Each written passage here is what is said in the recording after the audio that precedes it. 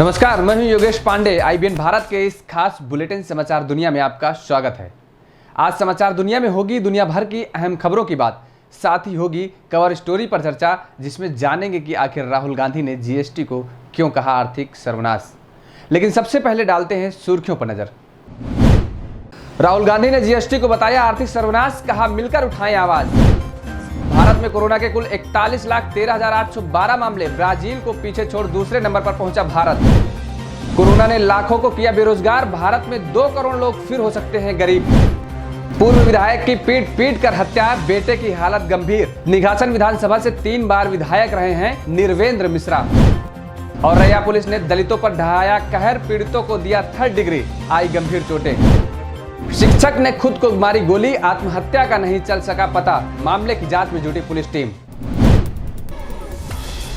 इन तमाम अहम खबरों में कुछ खबरों पर करेंगे चर्चा, लेकिन सबसे पहले कवर स्टोरी पर करेंगे बात। आज कवर स्टोरी में होगी राहुल गांधी के आर्थिक सीरीज की उस वीडियो की बात, जिसमें उन्होंने जीएसटी को बताया आर्थिक सर्वनाश। अर्थव्यवस्था पर घिरी मोदी सरकार के खिलाफ कांग्रेस नेता राहुल गांधी ने मोर्चा खोल दिया है। गिरती जीडीपी पर राहुल गांधी सरकार की आर्थिक नीतियों को जिम्मेदार ठहरा रहे हैं और आज उन्होंने जीएसटी की बात के जरिए कई सवाल उठाए हैं। उन्होंने बताया कि जीएसटी में क्या गड़बड़ी है और कौन प्रभावित हो रहा है। एक रिपोर्ट देखिए। अर्थव्यवस्था पर मोदी सरकार को घेरते हुए कांग्रेस नेता एक बार फिर सरकार को जिम्मेदार ठहराया है। राहुल गांधी का मानना है कि मोदी सरकार सही तरीके से जीएसटी को लागू करने में नाकाम रही है। राहुल ने जीएसटी के अंदर 4 तरह के स्लैब को गलत कदम बताया। उन्होंने कहा कि जीडीपी में गिरावट की एक बड़ी वजह जीएसटी का फ्लॉप होना भी है। मौजूदा सरकार ने जीएसटी के जरिए उस वर्ग पर हमला किया है जो देश की रीढ़ है। उन्होंने फिर जीएसटी को मोदी सरकार का गब्बर सिंह टैक्स करार दिया है। क्या कुछ कहा इन्होंने, आइए जानते हैं। जीएसटी यूपीए का आइडिया था। एक टैक्स, कम से कम टैक्स, साधारण सरल टैक्स। एनडीए का जीएसटी बिल्कुल अलग है। 4 अलग अलग टैक्स, 28% तक टैक्स और बड़ा कॉम्प्लिकेटेड, समझने को बहुत मुश्किल टैक्स। जो स्मॉल एंड मीडियम बिजनेसेस हैं वो इस टैक्स को भर ही नहीं सकते और जो बड़ी कंपनियां इसको आसानी से भर सकती हैं वो 5, 10, 15 अकाउंटेंट्स लगा सकते हैं। ये 4 अलग अलग रेट क्यों हैं?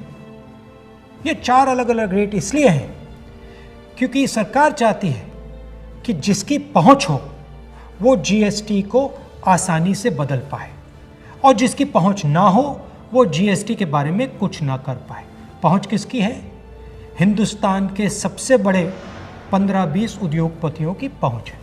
तो जो भी टैक्स का कानून वो बदलना चाहते हैं वो इस जीएसटी रेजीम में आसानी से बदल सकते हैं। और एनडीए की जीएसटी का नतीजा क्या है कि आज हिंदुस्तान की सरकार स्टेट्स को जीएसटी का पैसा ही नहीं दे पा रही है।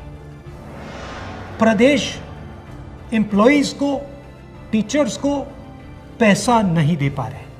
तो जीएसटी बिल्कुल फेल है, मगर ये सिर्फ फेल नहीं है, ये एक आक्रमण है गरीबों पर, स्मॉल एंड मीडियम बिजनेसेस पर। जीएसटी टैक्स की व्यवस्था नहीं है, जीएसटी हिंदुस्तान के गरीबों पर आक्रमण है, छोटे दुकानदारों पर, स्मॉल एंड मीडियम बिजनेस वालों पर, किसानों और मजदूरों पर आक्रमण है। हमें इस आक्रमण को पहचानना पड़ेगा और मिलकर एक साथ इसके खिलाफ हम सबको खड़ा होना पड़ेगा।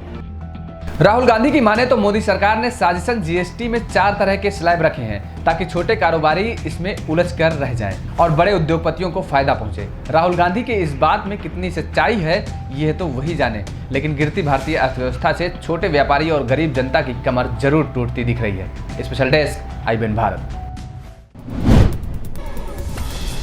कवर स्टोरी के बाद वक्त हो चला है एक छोटे से ब्रेक का। लेते हैं एक छोटा सा ब्रेक। ब्रेक के बाद स्वागत है आप सबका। कवर स्टोरी के बाद करेंगे देश दुनिया की अहम खबरों पर चर्चा। भारत में कोरोना के कुल मामले 41 लाख का आंकड़ा पार कर चुके हैं। पिछले 24 घंटे की बात करें तो 90,633 मामले सामने आए हैं। यह अब तक न केवल भारत बल्कि दुनिया के किसी भी देश में एक दिन में सामने आने वालों में सबसे ज्यादा मामले हैं। इसी के साथ भारत ब्राजील को पीछे छोड़ विश्व में दूसरे नंबर पर आ गया है। एक रिपोर्ट देखिए। भारत में कोरोना का कहर, ब्राजील को पीछे छोड़ दूसरे नंबर पर आया भारत। एक दिन में 90,000 से अधिक मामले आए सामने। कोरोना की दूसरी लहर की आशंका। कोरोना केस के मामले में भारत ब्राजील को भी पीछे छोड़ चुका है। अब भारत से आगे सिर्फ अमेरिका है। अमेरिका में अब तक कोरोना के 64,31,152 मामले सामने आ चुके हैं, जिनमें 1,92,812 लोगों की मौत हो चुकी है। वहीं 37,07,000 लोग रिकवर भी हो चुके हैं। फिलहाल अमेरिका में 25 लाख से ज्यादा सक्रिय मामले हैं। भारत में कई राज्यों में दोबारा कोरोना के सक्रिय मामलों में तेजी देखने को मिल रही है। दिल्ली में पिछले एक महीने में सक्रिय मामलों की संख्या में 90% का इजाफा हो गया है। वहीं महाराष्ट्र में अगस्त के पहले हफ्ते में प्रतिदिन आने वाले मामलों की संख्या 8,000 तक गिर गई थी, लेकिन 5 सितंबर को वहां भी 18,000 से ज्यादा मामले सामने आए हैं। कमोबेश यही ट्रेंड महाराष्ट्र में पिछले एक हफ्ते में देखने को मिला है। मध्य प्रदेश, झारखंड, तमिलनाडु और आंध्र प्रदेश में भी सक्रिय मामलों और रोजाना आने वाले मामलों में तेजी आ रही है। इन्हें देखकर कई विशेषज्ञ कह रहे हैं कि भारत में कोरोना की दूसरी लहर की आशंका तेज हो रही है। एम्स के प्रमुख डॉक्टर गुलेरिया ने भी भारत में कई जगह कोरोना की दूसरी लहर की पुष्टि की है। Special desk IBN Bharat. Corona के कारण किसी और बड़े देश के मुकाबले भारत की अर्थव्यवस्था कहीं ज्यादा तेजी से सिकुड़ी है। यही हाल रहा तो भारत से दुनिया की 5वीं सबसे बड़ी अर्थव्यवस्था होने का तमगा भी छीन सकता है। एक रिपोर्ट देखिए। कोरोना के कारण तबाह हुई अर्थव्यवस्था। सबसे तेजी से सिकुड़ रही है अर्थव्यवस्था। लॉकडाउन ने ध्वस्त की अर्थव्यवस्था। कोरोना वायरस महामारी ने लाखों करोड़ों भारतीयों के सपने चकनाचूर कर दिए हैं। भारत की अर्थव्यवस्था जो तेजी से आगे बढ़ रही थी, औंधे मुंह गिरी है। दसियों लाख लोग गरीबी से बाहर आ रहे थे। मेगा सिटीज बड़े किए जा रहे थे। भारत की ताकत बढ़ रही थी और वह एक आर्थिक महाशक्ति बनने की ओर अग्रसर था। मगर देश भर में जिस तरह की आर्थिक हालात बने हैं, उससे चिंता कई गुना बढ़ गई है।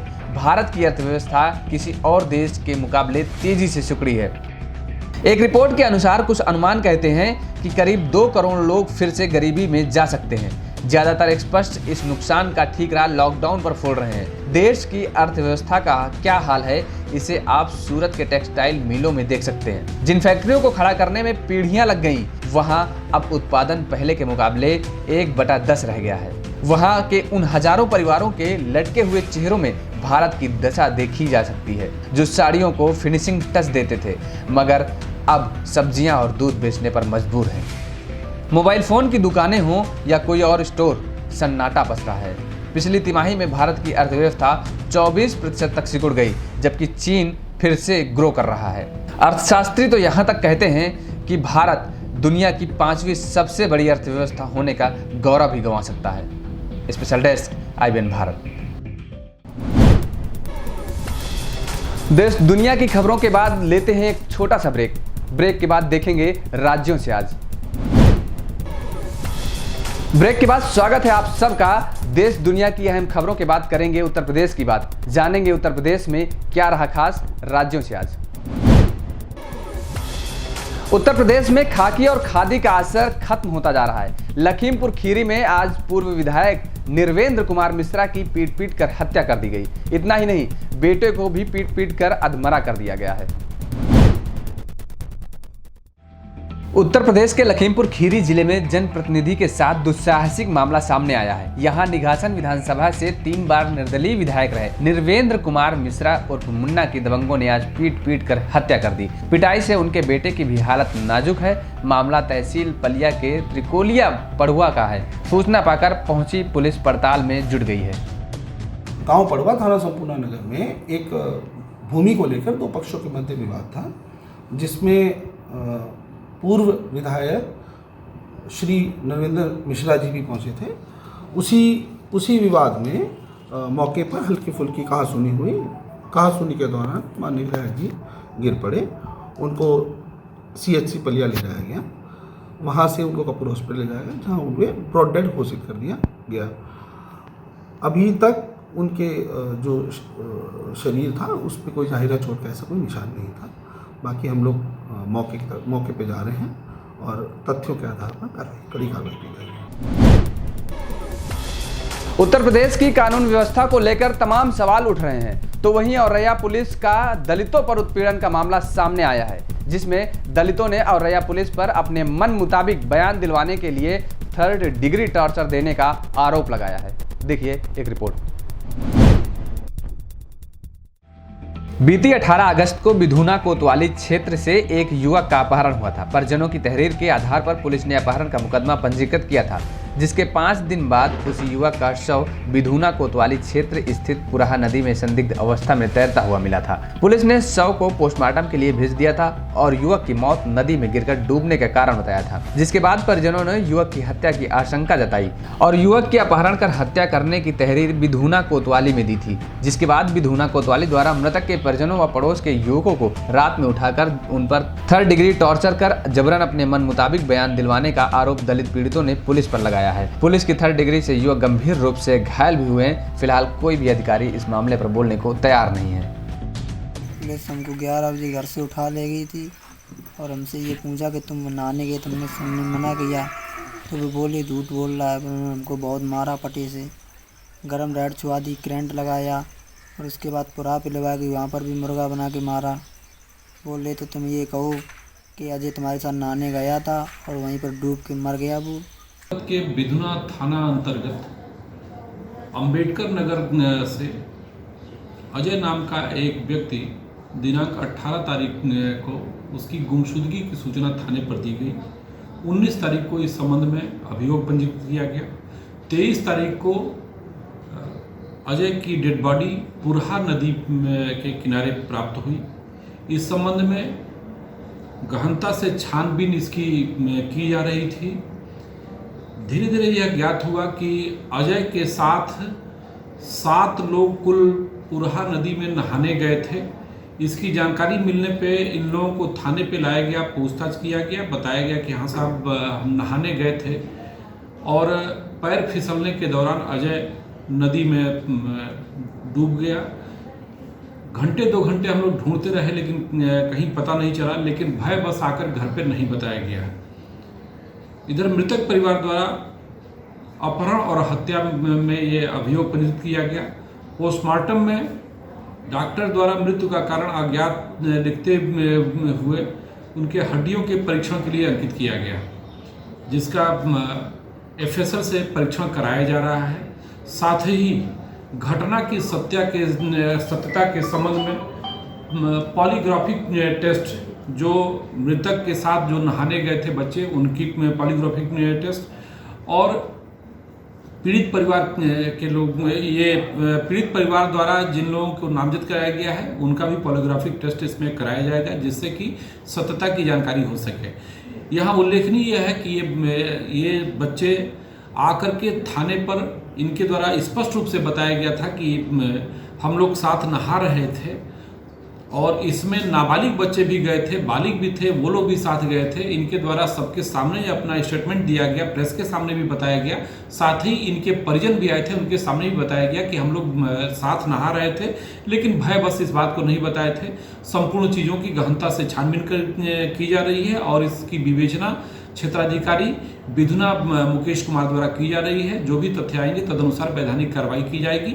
अभी तक कोई ऐसे साक्ष्य नहीं मिले हैं कि इसमें किसी के साथ कोई दुर्व्यवहार किया गया हो या जबरदस्ती किसी से स्टेटमेंट दिलाया गया हो या मृतक परिवार द्वारा जिनका नाम से FIR दर्ज कराया गया है उनके विरुद्ध भी अभी तक कोई ऐसा साक्ष्य नहीं प्राप्त हुआ है। संपूर्ण चीज़ों की जाँच की जा रही है और जो तथ्य आएंगे तदनुसार वैधानिक कार्रवाई की जाएगी। यूपी के पीलीभीत जिले में एक रिटायर्ड शिक्षक ने खुद को गोली मारकर आत्महत्या कर ली। सूचना पर CO सिटी और कोतवाली पुलिस फील्ड यूनिट के साथ मौके पर पहुंचकर मामले को संज्ञान में लिया। पीलीभीत जिले के एक रिटायर्ड टीचर ने बीमारी के चलते परेशान रहते थे, जिसके चलते उन्होंने अपनी जीवन लीला समाप्त कर ली है। शहर कोतवाली क्षेत्र के मोहल्ला खकरा निवासी गोविंद स्वरूप शुक्ल शहर के रामा इंटर कॉलेज में शिक्षक थे, जहां से वो रिटायर हो गए थे। तब से अपने घर पर ही बच्चों के साथ ही रहा करते थे और आज उन्होंने अपने कमरे में डबल बैरल बंदूक से खुद को गोली मार ली। गोली की आवाज़ सुनकर परिजन मौके पर पहुंचे, लेकिन तब तक उनकी मौत हो चुकी थी। सूचना मिलने पर सीओ पुलिस फोर्स के साथ मौके पर पहुंचे और शव को कब्जे में लेकर पोस्टमार्टम के लिए भेज दिया है। आज दिनांक 6 सितंबर 2020 को प्रातः लगभग 7 बजे थाना कोतवाली के खखरा चौकी क्षेत्र में एक व्यक्ति जिनका नाम गोविंद स्वरूप शुक्ला, उम्र लगभग 83 वर्ष है, जो कि रिटायर्ड टीचर हैं, उनके द्वारा अपने DBBL गन से गोली मारने की सूचना मिली। तत्काल मौके पर पुलिस पहुंची तथा मौके पर जाकर के बॉडी को पंचायतनामा कर पोस्टमार्टम के लिए भेजा गया है तथा मौके पर फॉरेंसिक टीम भी हमारी पहुंची थी, जिन्होंने जांच की है तथा पुलिस टीम के द्वारा भी जांच की गई। लोगों से पूछताछ से अभी तक प्रथम दृष्टया बीमारी से परेशान होकर के स्वयं गोली मारने की बात प्रकाश में आ रही है। जांच की जा रही है और विधिक कार्रवाई की जाएगी। समाचार दुनिया में आज के लिए बस इतना ही। मुझे दीजिए इजाज़त। नमस्कार।